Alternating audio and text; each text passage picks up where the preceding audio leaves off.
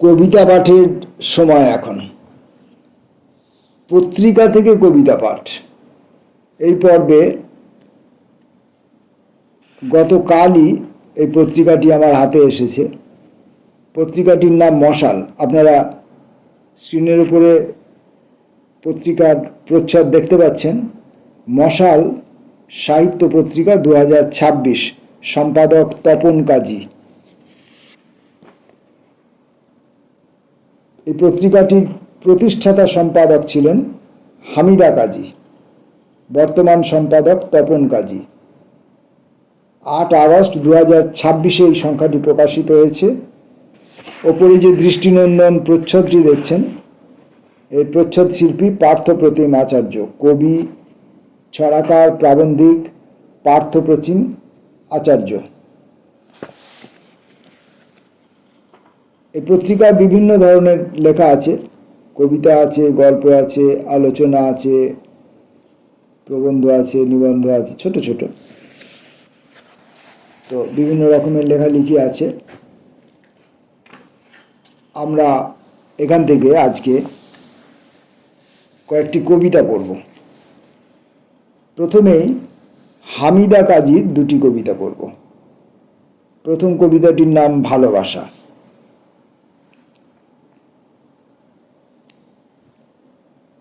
একটা যুদ্ধ শিখিয়েছিলে তুমি, নিজের সঙ্গে নিজে লড়ে যাওয়া।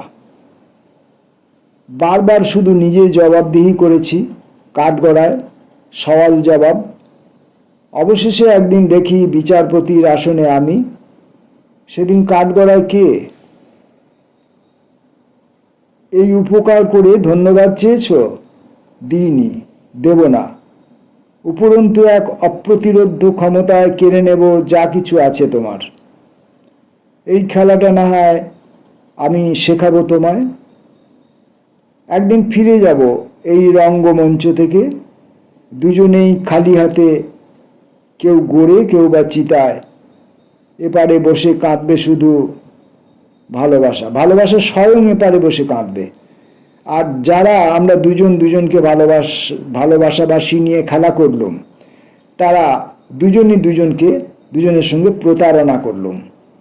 এবং আমি বিচারক হয়ে তোমার প্রতি অবিচার করলাম, আবার তুমিও কখনো আমার প্রতি একটা সমজাতীয় মনোভাব পোষণ করেছ। কবিতাটির মধ্যে এরকমভাবে গদ্যাকারে ধারণাটি নেই, কিন্তু ব্যাপারটা সেরকমই। আরেকবার পড়া যাক। আসলে কবিতাটি একটি মানব চরিত্রের বা আমাদের যে চারিত্রিক যে বৈশিষ্ট্য, আমাদের যে সঠতা, আমাদের যে নিজের সঙ্গে নিজের চোখ ঠাড়ানো, নিজের সঙ্গে নিজে মিথ্যাচার করা, এটা নিয়েই কয়েকটি লাইন। একটা যুদ্ধ শিখিয়েছিলে তুমি, নিজের সঙ্গে নিজে লড়ে যাওয়া। নিজের সঙ্গে নিজে লড়তে হয়। আমি আমার শত্রু, আমাকে বধ করার চেষ্টা করছি, অপরপক্ষে এই আমিকে বধ করার চেষ্টা করছে। দুজন দুজনকে আক্রমণ করছে। বারবার শুধু নিজে জবাবদিহি করেছি, কাঠগড়ায় সওয়াল জবাব। অবশেষে একদিন দেখি বিচারপতির আসনে আমি। সেদিন কাঠগড়ায় কে? সেদিন আর কাঠগড়ায় কেউ নেই, বিচারপতি আমি সিদ্ধান্ত নিচ্ছি, নিজেকে আমি নির্দোষ করে দিচ্ছি। এই উপকার করে ধন্যবাদ চেয়েছ, দিইনি, দেব না। আমি তোমাকে ধন্যবাদ দেব না। তুমি একদিন যে আমার এই উপকার করেছিলে, আমি তোমাকে ধন্যবাদ দেব না। উপরন্তু এক অপ্রতিরোধ্য ক্ষমতায় কেড়ে নেব যা কিছু তোমার আছে। ঠিকই তো, সেটাই তো আমার কাজ, সেটাই তো মানুষের কাজ। এই খেলাটা না হয় আমি শেখাবো তোমায়। একদিন ফিরে যাব এই রঙ্গমঞ্চ থেকে, দুজনেই খালি হাতে, কেউ গড়ে কেউ বা চিতায়। কেউ গোরস্থানে যাবে আর কেউ চিতায় যাবে। এপারে বসে কাঁদবে শুধু ভালোবাসা। ভালোবাসা স্বয়ং এপারে বসে বসে কাঁদবে যে আমি যাদের কাছে গিয়েছিলাম, যাদেরকে আমি ধনী করতে গিয়েছিলাম, যাদেরকে আমি বর্ণাঢ্য করতে গিয়েছিলাম, যাদেরকে আমি উদার করতে গিয়েছিলাম, যাদেরকে আমি বিস্তৃত করতে গিয়েছিলাম, তাদেরকে আমি কিছুই করতে পারিনি। ভালোবাসা নিজে তার ব্যর্থতার জন্য কান্নাকাটি করবে। ভালো। রক্তাক্ত বর্ণমালা, হামিদা কাজী। ওগো শুনছো? লেখক ও শিল্পী দুজন কিন্তু এক নয়।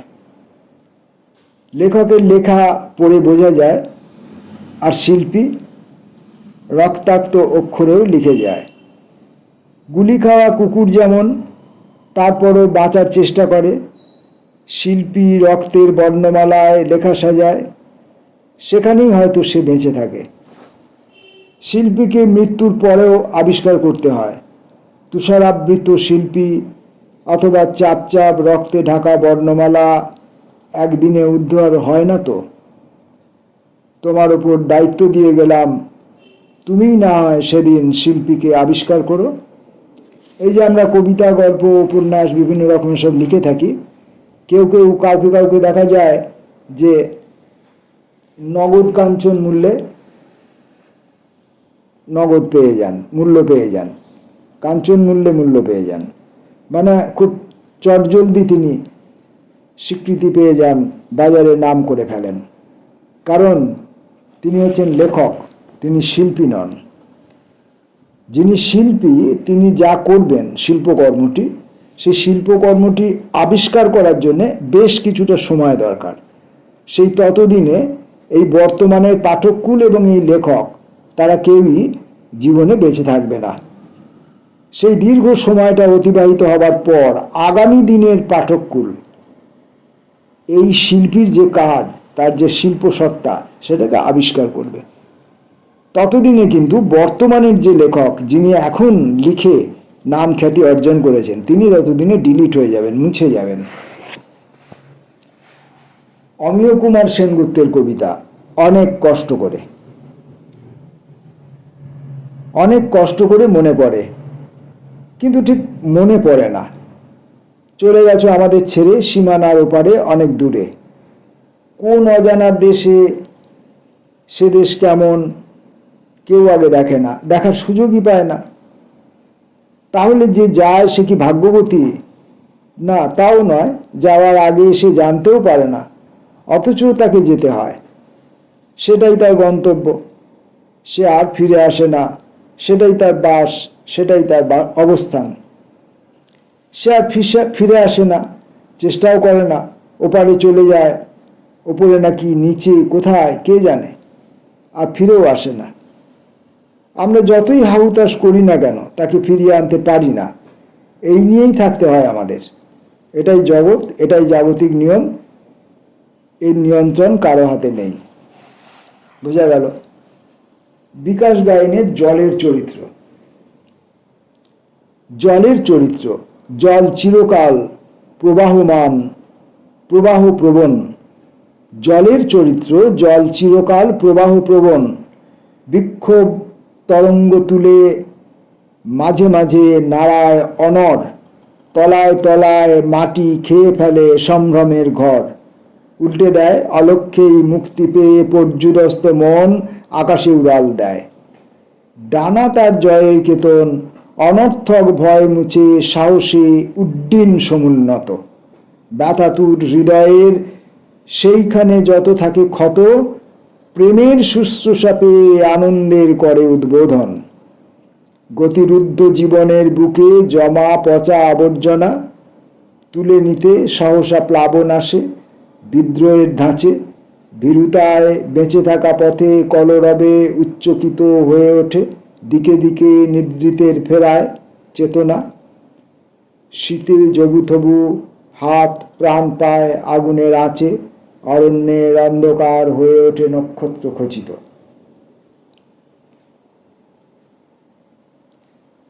পরের কবির নাম গুণেন দত্ত। গ্রামের যৌবন শুধু বৃদ্ধ হয়।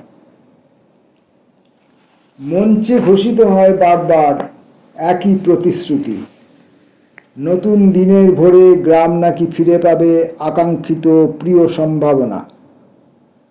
আসে না কখনো সেই আকাঙ্ক্ষিত ভোর। গ্রামের যৌবন শুধু বৃদ্ধ হয়, প্রতিদিন বেড়ে যায় বঞ্চনার দেনা। পরের কবির নাম পার্থপ্রতিম আচার্য। ভগবান। একদিন ভগবানের সন্ধানে বেরিয়ে পড়ি আমি। আমার সঙ্গে মহাপ্রাণ যাজক, তার চওড়া কপালে হলুদ চন্দন, রক্তবস্ত্রে ঝকঝক করছে প্রভাতের নরম রোদ্দুর। অগোছালো ভিড়, দীর্ঘ সিঁড়ি, দশপ্রচারের ডালায় ধূপকাঠির ধোঁয়া। অনেকদিন পরে আমি যেন যুদ্ধের সৈনিক। মন্দিরের চূড়ায় উড়ে বসছে অশান্ত কবুতর, মন্ত্র পড়া সুতোয় দোল খাচ্ছে আকাশ। মানুষের অপূর্ণ জগতের অনন্ত প্রণাম আর অন্তহীন কামনা গড়িয়ে গড়িয়ে যাচ্ছে বধির পাথরে। কোথায় পরমহংস? সন্ন্যাসের মনুসংহিতা। পদতলে পৃষ্ঠ হচ্ছে গঙ্গার পানি, অরুণাভা ব্যবহৃত ফুল, অস্বচ্ছ হৃদয়ের গান। মন্দিরের দরজায় এক মনে শত জুতো আগলে আগলে রাখে দেখি এক মায়াবী পুরুষ। এই বুঝি আদিনাথ, একমাত্র বিভু, হতভাগ্য পৃথিবীর ক্লান্ত ভগবান। কবির নাম জহর মিশ্র। কবিতার দূরবীনে ভেসে ওঠে দেখি নিত্য ক্ষয়, নিত্য ভয়, নিত্য পরাজয়। কবিতার দূরবীনে ভেসে ওঠে দেখি নিত্য ক্ষয়, নিত্য ভয়, নিত্য পরাজয়। জিভ দিয়ে চাটে ঠোঁট, খুদ পিপাসায় টানছে রথ, ধনুকের মতো বেঁকে যাওয়া মানুষ। কি হবে গোলাপ জল আতর মেখে? মাথার খুলি চাঁদের বিলাপে নুয়ে পড়া সব আজ। শাসনে অপশাসনে মন্ত্র পড়া মাদুলি, নুয়ে পড়া মায়া, মমতা, বিবেক, শ্রদ্ধা। পিঁপড়ের বিছানা পাতে, অলিগলি ছুঁয়ে সুন্দরীর দেহ পল্লবে। থুতু ফেলছে, থুতু চাটছে, পেট জ্বলে যাচ্ছে নির্বিকার অন্ধকারে। গান বেজে ওঠে না বুকের দেরাজে। মৃত্যুকোষে হাত রেখে জীবিত শক্তিরা শতখণ্ড করে আমি তুমি। আজ আমাদের মনের কথায় অন্ধ পশুরাজ কে করবে উজ্জীবিত? জাগাতে মানুষের পূর্ব রাগ, পূর্ণ রাগ লেখা আছে, মানুষের পূর্ণ রাগ।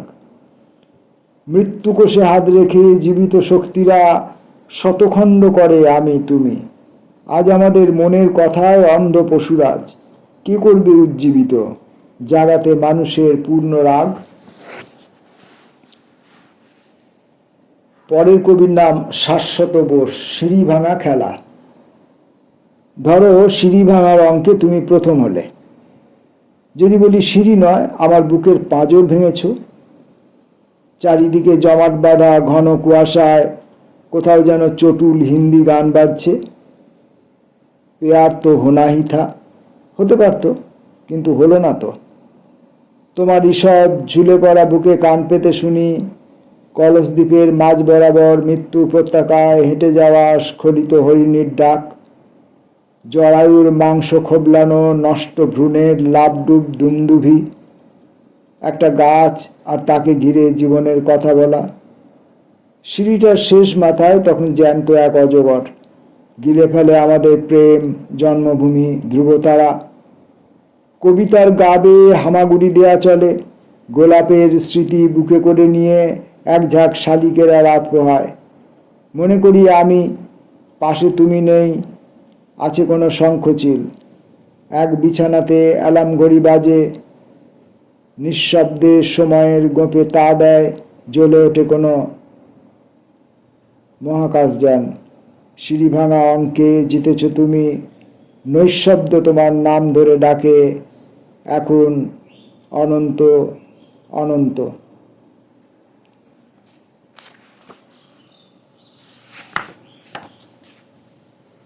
কবির নাম অপর্ণা দেওঘরিয়া। হে তথাগত, একবার এসো বাহুবন্ধনে।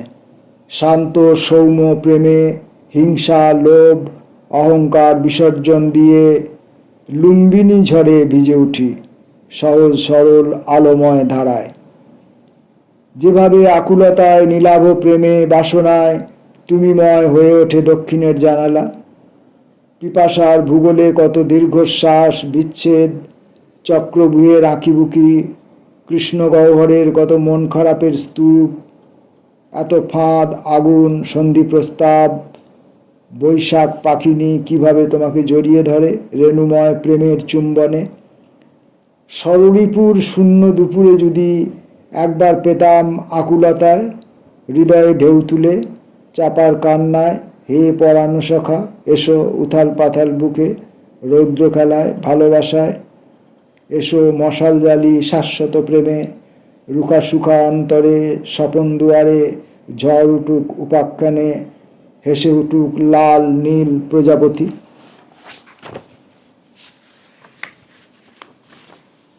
প্রচুর কবিতা আছে, সব কবিতা একদিনে পড়া যাবে না, তাই আমরা আর দুটি কবিতা পড়ে আজকের পাঠ পর্ব শেষ করব। সমরেশ মণ্ডল, কবিতার নাম দাদা। আমার একজন দাদার প্রয়োজন ছিল, যে ঠিক করে হাতে হাত ধরে স্কুলে নিয়ে যাওয়ার মতো করে পৌঁছে দেবে জীবনের কাছে।